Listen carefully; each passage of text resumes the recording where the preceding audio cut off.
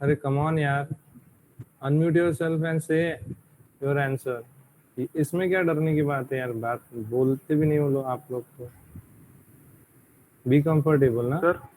हाँ बोला बेटा। सर 2 आणि 4 इन 2 आणि 4 येईल. Okay, any other?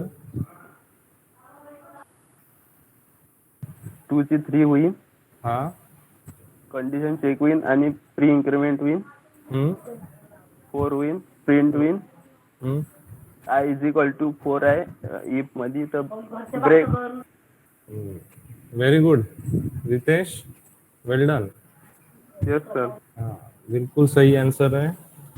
The answer of this question is 2 4 and the explanation given by the Ritesh is also correct. Why? Now look at over here.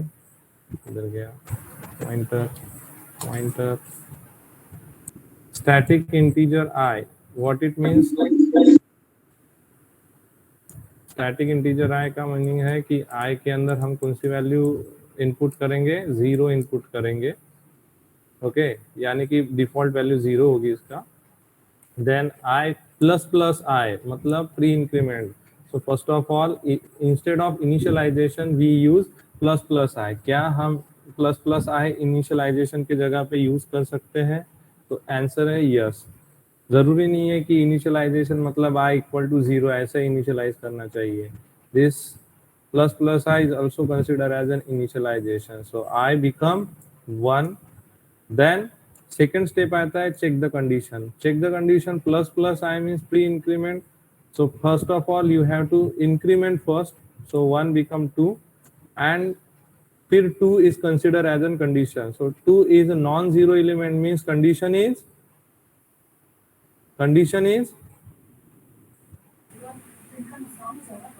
अरे condition is true. अरे बोलो ना, condition is true. Condition true यानी कि it will enter into the for loop. यहाँ पे print %di. What is the value of i?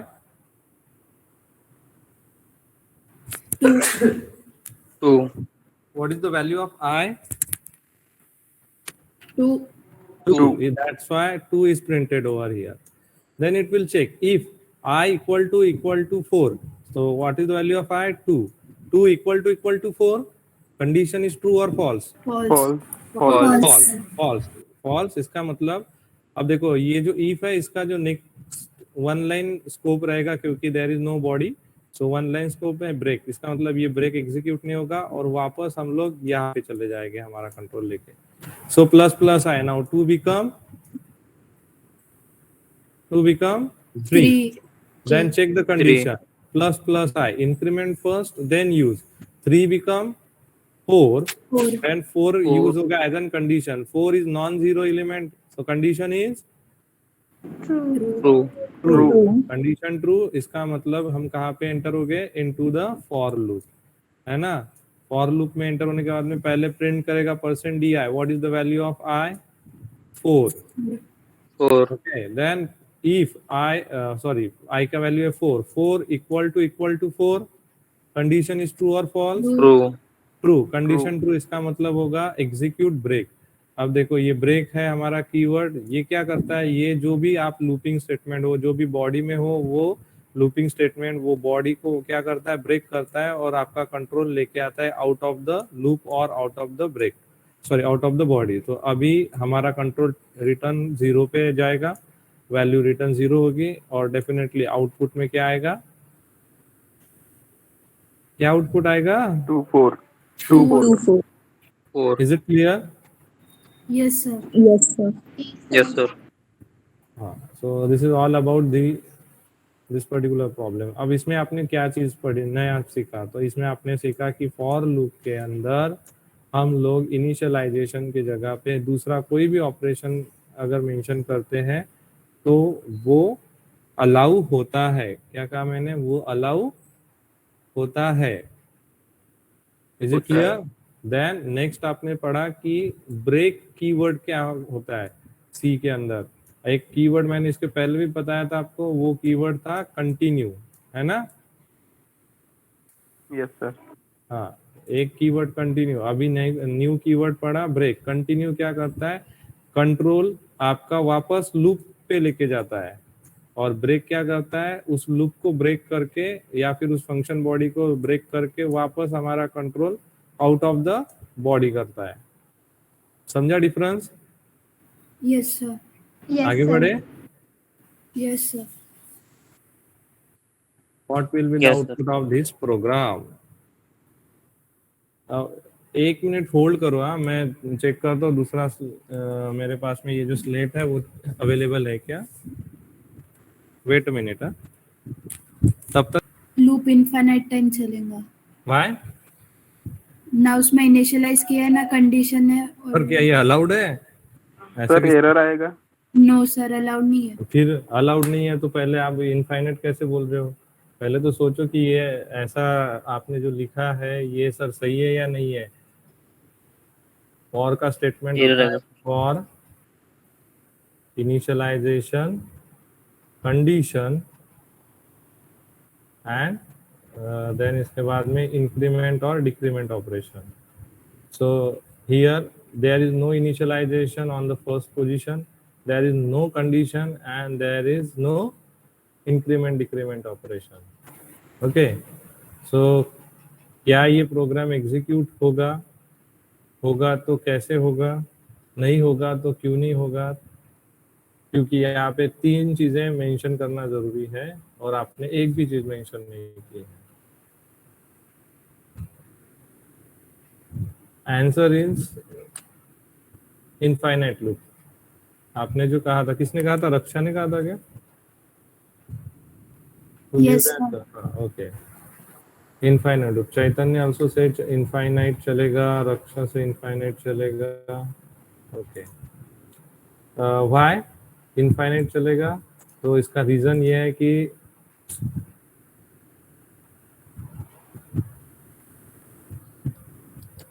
एक minute Arya system में इनफाइनाइट चलेगा क्योंकि over here there is no condition given. Okay, when there is no condition is given in a for loop, remember that it will consider as a 1. It will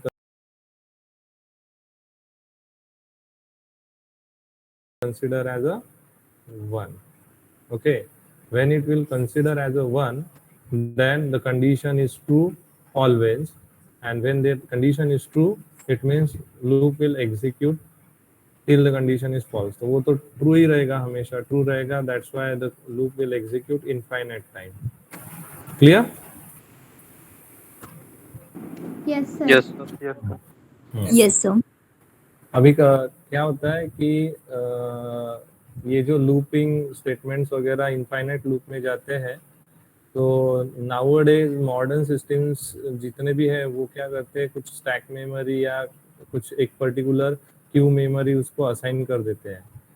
तो जब ये infinite loop में जाता है तो वो कब तक एग्जीक्यूट करेगा, जब तक इन मेमोरी फुल नहीं हो जाती है तब तक।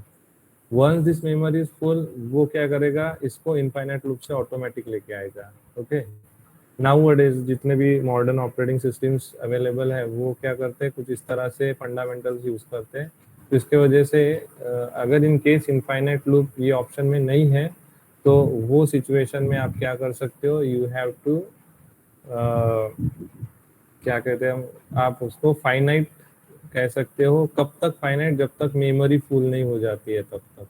ऐसा अगर ऑप्शन है और इनफाइनाइट लूप ऑप्शन नहीं है तो you can go with this kind of output. But अगर इनफाइनाइट लूप गिवन है तो पहले आपको इनफाइनाइट लूप पे ही टिक करना है। Is it clear? Yes, sir. Yes, अब sir. अभी आपने यहाँ पे समझ लिया, क्या समझ लिया कि अगर इनिशियलाइजेशन नहीं है, कंडीशन नहीं है, इंक्रीमेंट डिक्रीमेंट नहीं है, still your for loop is able to execute. Okay, आप ऐसा भी लिख सकते हो, for semicolon I is less than equal to 3, I plus, okay, and ऊपर आप लिख लो integer I equal to 2. So instead of initializing the value over here, I am initializing my value over here. Okay तो ये चलता है, allowed है। अगर ये नहीं लिखते हो तो भी अलाउड है, और ये प्लस प्लस आई नहीं लिखते हो तो भी अलाउड है। For example for semicolon I is less than equal to 3 semicolon, system का बड़ा हैंग होता है। ओके ऐसा अगर लूप लिखते हो और बॉडी के अंदर आप लिखते हो आई प्लस प्लस, सो इंक्रीमेंट डिक्रीमेंट यहाँ भी हो रहा है, सो अगर ये नहीं लिखोगे तो भी चलेगा। ओके और सिंपली अगर आप कुछ भी नहीं लिखते हो तो इनफाइनाइट टाइम्स तक एग्जीक्यूट हो ही जाएगा। क्लियर, आगे बढ़े? Yes, sir. Yes, sir. या now this is very very interesting. अभी आप बताओ मुझे कि क्या आउटपुट पॉसिबल है इस पर्टिकुलर प्रोग्राम के अंदर। stdio.h integer r function mention किया है, फिर मेन बॉडी मेन फंक्शन लिखा है, where instead of initialization we call a function, instead of condition we call a function, instead of increment decrement operation we call a function, then in printf we call a function. And what is r function? R function is given over here, integer r function is int static num7 return num minus minus। चलो बताओ, I am expecting the output from your side. ये आप बता सकते हो ऐसा मुझे लगता है। 6 5 3 2 1 रक्षा से 7 6 5 3 2 1 Raksha wrong. Other answer from your side other than Raksha answer करती है हमेशा, इसके अलावा कोई आंसर करना चाहेगा? To interrupt you but I don't know what happened to my system. आपको मेरी आवाज आ रही है या नहीं आ रही? वो भी नहीं आ रहा है। सारी आवाज आपकी। अच्छा ठीक है, मुझे भी आपकी आवाज आ रही है but I don't know what happened to my system. मैं स्विच ही नहीं कर पा रहा हूँ। I think I have to restart my system, so please allow me to restart my system. I will take 5 minutes from your side. Okay, sir. Yes, sir. Okay, sir. Yes sir. तक आप सोच मी? Yes, sir. Yes, sir. Sir What will be the output of this program? The output of this program Five. is 5 and 2. Okay.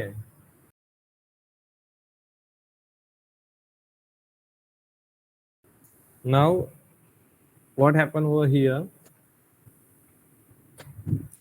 Now look at this particular program. Here we have a for loop and we call the function instead of initialization. When we call the function, it will go to this function and execute this function. When it execute the function, तो यहाँ पे सबसे पहले programme जब execute होगा तो एक num नाम का variable whose storage class is static, so integer static num equal to 7, so it is num and whose value is 7 is stored, and then return num minus minus, यानी कि return num minus minus is a post decrement. It means num use first and then decrement. इसका मतलब यहाँ पे return क्या जाएगा? यहाँ 7. पे return जाएगा 7 and then it will decrement and now become 6. Then it will call the next time, it will call the function r. Once again it enter into the function. अब ये static होने की वजह से फिर से 7 assign होगा क्या? नहीं, it will assign once, तो यहाँ पे 6 ही रहेगा. Return num minus minus, use first then return, तो 6 return जाएगा और ये माइनस माइनस होके हो जाएगा 5. Am I right? Yes, sir. Yes, sir. Yes अब सर। देखो यहाँ पे 6 आया. 6 is a non-zero element. It condition is true or false? Condition is True. true. True. That's why it will enter into the loop. जैसे loop के अंदर जाएगा %d function call होगा, फिर से एंटर करेगा. स्टैटिक होने की वजह से ये स्कीप हो जाएगा. स्कीप होने के बाद में रिटर्न नम माइनस माइनस, नम यूज फर्स्ट देन डिक्रीमेंट, यानी कि 5 रिटर्न होगा यहाँ पे और देन माइनस माइनस होके वैल्यू हो जाएगा 4. तो प्रिंट क्या होगा? 5. 5, दैट्स व्हाई 5 प्रिंट हो रहा है। फिर ये लूप का कंट्रोल जाएगा यहाँ पे इंक्रीमेंट डिक्रीमेंट ऑपरेशन, वहां पे भी आपने फंक्शन कॉल किया, फिर से एंटर करेगा फंक्शन के अंदर नम माइनस माइनस, यानी कि 4 रिटर्न होगा यहाँ पे और माइनस माइनस होके वैल्यू हो जाएगा 3। फिर यहाँ पे जाएगा कंडीशन चेक करेगा, फिर से फंक्शन कॉल होगा, फिर से एंटर करेगा इनटू द फंक्शन, फिर रिटर्न नम माइनस माइनस, तो रिटर्न होगा 3 और माइनस माइनस होके हो जाएगा value 2। Okay, 3 is non zero, condition is true और फॉल्स? ट्रू। ट्रू। इसका True. मतलब एंटर इनटू द लूप। फिर %d r, r में क्या होगा, फिर से फंक्शन में जाएगा, return num minus minus, value 2 return करेगा और माइनस माइनस होके वह हो जाएगा 1। So what will be the output? 2 will be the output. फिर फंक्शन इंक्रीमेंट डिक्रीमेंट करेगा, फिर से एंटर करेगा into the function, return num minus minus, क्या रिटर्न होगा? 1 रिटर्न होगा और माइनस माइनस होके वैल्यू हो जाएगा 0। फिर कंडीशन पे जाएगा, फिर फंक्शन कॉल किया जाएगा, return num minus minus, value है नम का 0, तो 0 रिटर्न होगा और ये हो जाएगा -1। Now here condition is 0, condition 0 मतलब ट्रू और false? False. False. It means it will terminate the loop and come out of the loop. That's why there is an output, एक होगा 5 और एक होगा 2। Is it clear? Yes, sir. इसका Yes, मतलब sir. क्या है कि आप फॉर के अंदर कोई फंक्शन को भी कॉल कर सकते हो, कंडीशन मेंशन भी कर सकते हो, कंडीशन मेंशन नहीं भी कर सकते हो। So there are different possibility to write a for statement. और वो यहाँ पे आपने वापस से एक स्टोरेज क्लास देखा है, that storage class is nothing but your static storage class. अब क्लियर? Yes clear? सर। हाँ, अब Yes, देखो sir. ये जो स्टैटिक स्टोरेज क्लास है, ये नम की वैल्यू यहाँ पे डिफाइन हो रही है, still it is use out of the, यहाँ पे यूज कर सकते हैं हम लोग रिटर्न करने के बाद में ये नम की वैल्यू, है ना? So this is the static, Yes, sir. Static local scope है, still it is use within the different function. So this is called हाँ बोला। फंक्शन डिक्लेअर करायच्या बाबतीत तेव्हा आणि काय कॉल फंक्शन? फंक्शन डिक्लेअर कधी, फंक्शन इथे डिक्लेअर केलाय ना बेटा, हाय फंक्शन डिक्लेअर केला इथे, ग्लोबली डिक्लेअर केलाय. नाही नाही डिक्लेअर अरे मला एक गोष्ट सांग, इंटीजर आय इक्वल टू 0 हे काय झालं, इनिशियलायझेशन झालं. मग त्याचप्रमाणे integer R equal to this हे काय झालं, हे इनिशियलायझेशन झालं. आपण सांगतोय की बा हा पर्टिक्युलर फंक्शन या प्रोग्राम मध्ये राहणार आहे, म्हणून आपण त्याचं इनिशियलायझेशन केलं. Once you initialize it, after that you are going to define the value. और ये डेफिनेशन हो गया इसका, ये हमने आप उसको डिफाइन कर दिया. डिफाइन करने के बाद में उसको यूटिलाइज कहाँ पे कर रहे हैं, तो यहाँ पे कर रहे हैं, तो यहाँ पे इसको कॉल कर रहे हैं हम लोग फंक्शन को. Clear? whenever you call the function will execute and value is written over here. Initialization जब आप कर रहे हो तो इनिशियलाइजेशन के टाइम पे वहां पे कभी भी फंक्शन कॉल नहीं किया जाएगा, एग्जीक्यूट नहीं किया जाएगा. So there are 3 different thing. Initialization अलग होगा, कॉल अलग होगा और इसका डेफिनेशन अलग होगा जहाँ पे आप डिफाइन करते हो. सो इंटीजर, सॉरी ऐसा भी नहीं होगा, इंटीजर आई ये हो गया इसका इनिशियलाइजेशन, आई इक्वल टू 0 ये हो गया उसका डेफिनेशन, और प्रिंट एफ %d आई ये हो गया इसका कॉल. तो ये जो वेरिएबल है यहाँ पे कॉल हो गया और इसको प्रिंट किया है.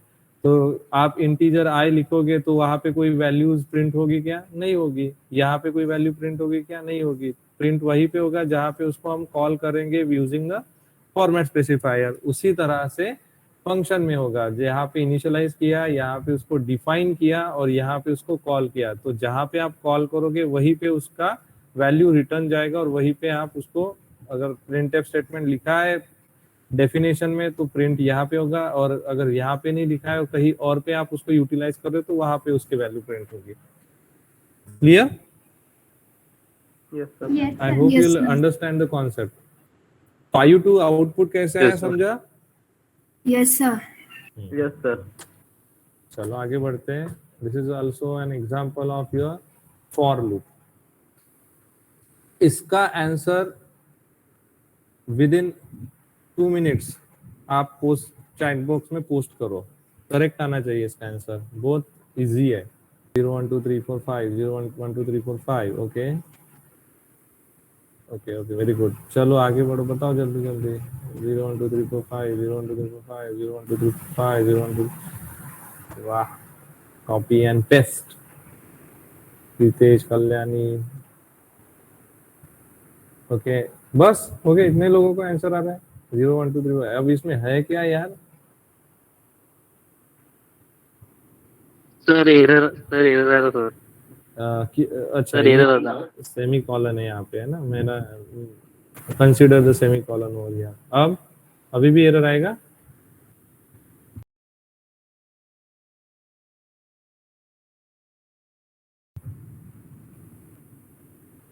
गार्बेज वैल्यू, हर्षवर्धन से गार्बेज वैल्यू। वाई बेटा गार्बेज वैल्यू क्यों आएगा हर्षवर्धन? बघेल पे खत्म हो गया।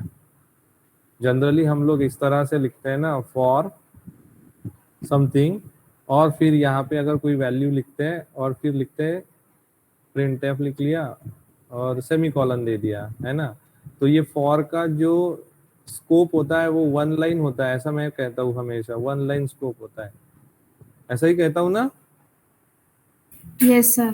हाँ, Yes, ये sir. क्यों कहता हूँ? क्योंकि उसका स्कोप तब तक रहेगा जब तक सेमी कॉलन नहीं आएगा।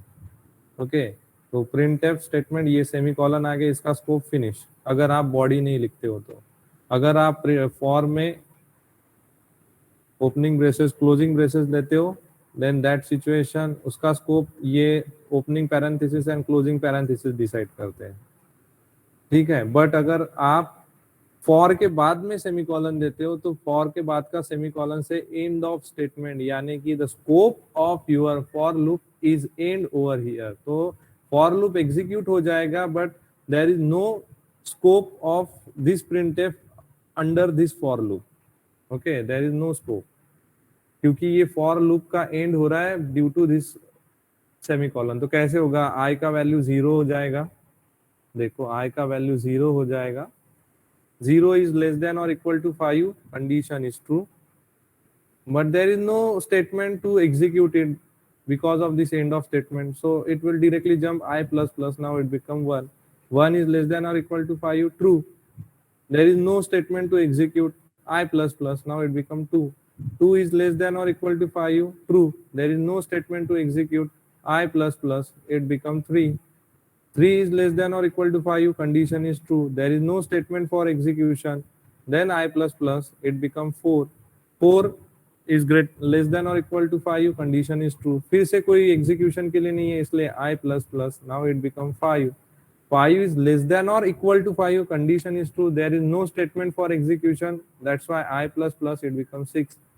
6 is less than or equal to 5, condition is false. Condition is false मतलब ये end of statement के बाद में जो next statement आता है वो execute होगा, ये execute होने वाला है भाई अपना। तो यहाँ पे आया %d और I का वैल्यू है 6, that's why output is 6. Did you understand the logic behind this? Yes, sir. Yes sir. अब देखो जितने भी फॉर लूप के प्रोग्राम्स हम लोग है वो सब अलग है, कुछ नया सीख रहे हो हर फॉर लूप के अंदर आप। Yes, sir. Yes sir. Yes, sir. I am expecting कि मैं कुछ नया बता रहा हूँ आप लोगों को और कुछ आप नया ही पढ़ रहे हो। आगे बढ़ो। Yes sir. हाँ, सो अगर कभी भी आप इसके बाद में फॉर लूप के बाद में सेमीकोलन देखोगे तो एरर बोलोगे क्या? नहीं। No, sir. No, No, sir. it's not error. Okay, it's a end of statement. End of statement का मीनिंग है कि there is no scope of your for loop, not even a 1 line scope. Okay, 1 line scope भी नहीं है इसका scope ही नहीं है. So for loop execute हो जाएगा and whatever the value is going to be set by I or some other variable वो set हो जाएगी और अगर वो प्रिंट हो रहा है तो उसका इक्विवेलेंट वैल्यू प्रिंट हो जाएगा। क्लियर? Yes sir. ओके, पर सर उसके अगर फॉलोइंग लाइन में सर अगर ओपनिंग ब्रैकेट है तो सर फिर एरर आएगा ना? हाँ बेटा, वेयर सर अगर फॉर का हमने ये लिया स्टेटमेंट, उसके बाद सर अगर ओपनिंग ब्रैकेट है, हाँ फिर तो एरर आएगा ना सर, अगर सेमीकोलन आया तो? हाँ, फिर एरर आएगा, डेफिनेटली आएगा। आपका कहना ऐसे ही है ना, for okay semicolon and sorry opening bracket and semicolon, ऐसा? नो सर, सेमीकोलन वहां पे सर, फॉर के बाद। फॉर के बाद और फिर ओपनिंग फिर- ब्रैकेट आया? यस सर, फिर तो एरर आएगा ना। हाँ, फिर तो एरर ही आएगा ना। यहाँ पे आपने सेमीकोलन दे दिया, यहाँ पे ओपनिंग ब्रैकेट दे दिया, एरर ही आएगा, वो सिंटैक्टिकली नहीं correct. You just go and mark your attendance in your Google classroom. I think no one is interested. ऐसा सर रहेगा लॉजिक नहीं, ऐसा रहेगा तो मैं नहीं पढ़ा पाऊंगा। I am not at all interested to take a lecture of your. जाएगा printf हो जाएगा आपका। Okay, now printf statement having some return type. क्या रिटर्न टाइप है? इंटीजर, हाँ या ना? Yes sir Yes, sir. क्या रिटर्न करता है? Number of character successfully return on a console. How many character return on a console? 1 2 and 3. what it means? It means 3 is written over here. 3 return होगा, इसका मतलब i को value initialise होगी 3। am I right? Yes sir और x का value initialise किया है 0, दो इट इनिशियलाइज 1 2 3, यहाँ पे फिर से री इनिशियलाइज किया है। इसका मतलब एक x की वैल्यू होल्ड करेगा 1 2 3, एक x की वैल्यू होल्ड करेगा 0। इसका जो स्कोप है, इसका स्कोप सिर्फ इतना है, लोकल, इतना स्कोप है इसका लोकल। और इसका जो स्कोप है ये throughout the program scope है। But while this particular point we reinitialize the value, that's why 1 2 3 is override by 0 for this particular line of code only. Okay, for this particular line of code. तब देखो x is 0, 0 is less than or equal to 3, condition is true, that's why we print the hexadecimal value of 0. Hexadecimal value of 0 is 0. X increment by 1, so 0 become 1. 1 is less than or equal to 3, condition is true, that's why hexadecimal value of 1 is 1. X plus plus यानी कि 1 now become 2. 2 is less than or equal to 3, answer is condition is true, hexadecimal value of 2 is 2. फिर x plus plus, now it become 3. 3 is less than or equal to 3, condition is true, hexadecimal of 3 is 3. Then x plus plus 3 become 4. Then 4 is less than or equal to 3, condition is false, and you come out of the loop. That's why the output is C plus plus 0 1 2 3. Is it clear? Yes, sir. Sir, will you repeat one time, please?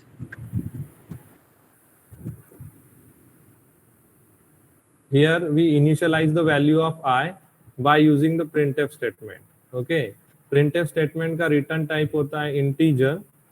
तो क्या return करता है? Number of character successfully return on a console. तो printf console पे क्या return कर रहा है? C and plus plus. So C plus plus पहले प्रिंट हो जाएगा और 3 कैरेक्टर्स इसने लिखा है 1 2 and 3, that's why 3 value initialize हो जाएगी I को। समझा? So the value of I is 3। Now x का वैल्यू हमने 0 लिखा है, though the value of x is 1 2 3, but यहाँ पे री इनिशियलाइज करने की वजह से इतना जो स्कोप है इस फॉर का, उतने स्कोप के लिए value of x is 0, that's why 0 का कंपैरिजन होगा यहाँ पे। तो x इज लेस देन और equal to I, 0 is less than और equal to 3, condition is true. तो हम लोग एंटर करेंगे इनटू द लूप, और लूप में एंटर करने के बाद में 0 का हेक्साडेसिमल वैल्यू प्रिंट करेंगे due to the format specifier %x। 0 का हेक्साडेसिमल वैल्यू 0 ही होता है, दैट्स व्हाई 0 प्रिंट होगा। देन इंक्रीमेंट डिक्रीमेंट ऑपरेशन से इंक्रीमेंट करेंगे, इंक्रीमेंटेड टू 1, फिर चेक करेंगे 1 इज लेस देन और equal to 3, condition is true. फिर हम 1 का हेक्साडेसिमल वैल्यू प्रिंट करेंगे, 1 का हेक्साडेसिमल 1 होता है, दैट्स व्हाई 1 प्रिंट होगा। फिर इंक्रीमेंट होगा, 1 now become 2, 2 is less than or equal to 3, condition is true, that's why we are going to print hexadecimal value of 2 is 2. फिर I plus plus होगा, 2 now become 3, 3 is less than or equal to 3, condition is true, that's why we enter into the loop, और यहाँ पे x की value print करेंगे hexadecimal form में, तो 3 का हेक्साडेसिमल 3 होता है, दैट्स व्हाई 3 प्रिंट होगा. Then x is incremented by 1, so 3 now become 4. Okay, so check 4 is less than or equal to 3, condition is false, come out of a loop. तो यहाँ पे programme add हो जाएगा, तो output में आएगा C++ 0 1 2 3.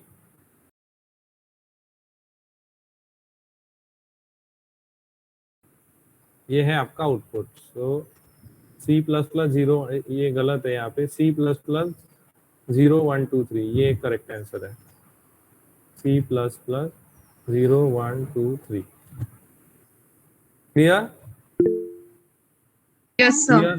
Yes, sir. Yes, sir. You just go Sir? and mark your. हाँ बोला. सर कल आपने एक क्वेश्चन दिया था जिसके अंदर मेन फंक्शन खुद को ही कॉल कर रहा था, हाँ तो बराबर. वो रिकर्शन हुआ ना. राइट, वो रिकर्जन का और मीनिंग आज क्या? का जो इसके पहले वाला क्वेश्चन था उसमें आर वाला फंक्शन खुद को नहीं कॉल कर रहा था, मेन में कॉल कर रहा था, तो वो रिकर्शन नहीं है. नहीं, वो इटरेशन है. That is called iteration. Okay. वो रिकर्शन. प्रोसेस को इटरेशन बोलते हैं. हाँ रुको ना, रिकर्शन किसके कहते हैं? तो सिंपल एक चीज बताता हूँ, वो याद रखना. रिकर्शन होता है, कार्तिक कॉलिंग कार्तिक नाम का एक मूवी आया था, फराह अख्तर दीपिका पादुकोण का, पता है? हाँ यस सर. हाँ, बस वो मूवी का नाम याद रखना, कार्तिक कॉलिंग कार्तिक, यानी कि कार्तिक खुद को ही कॉल कर रहा है. तो whenever function call itself, it is a recursion. समझा? यस सर, समझा. हाँ, when someone call himself or herself, then it is a example of recursion. Is it clear? Yes sir, thank you. Okay. Whenever you perform a factorial करते वक्त भी आपको recursion करना पड़ेगा, है ना? When you say Ackermann function, वहां पे भी recursion आएगा. So these are the example of what you call recursion. Okay. आप अभी डेटा स्ट्रक्चर पढ़ रहे हो या पढ़ना हो गया, तो वहां पे भी आपको रिकर्जन के एग्जांपल्स देखने के लिए मिलेंगे. टावर ऑफ हेनॉय वगैरह जो आएगा ना, वहां पे रिकर्जन आएगा. तो रिकर्जन का मीनिंग होता है कॉलिंग हिमसेल्फ और हरसेल्फ और कॉलिंग ओन.